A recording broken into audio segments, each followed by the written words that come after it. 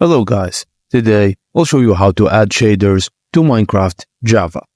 Firstly, open your preferred web browser and visit the site like MCP-EDL to select the shader you want to install. Click on Download the button to the shaders page. Ensure you avoid ads or misleading links.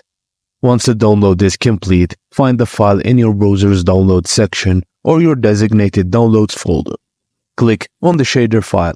Minecraft should automatically launch and start the import process, which will take a few seconds. After importing, open Minecraft, go to Settings, then Video Settings, and select your newly installed shader from Shaders menu. And that's it guys, following these steps will enhance your Minecraft graphics with beautiful shaders, making your gameplay more visually appealing. Thank you guys for watching, and please don't forget to like and subscribe for more tutorials like this.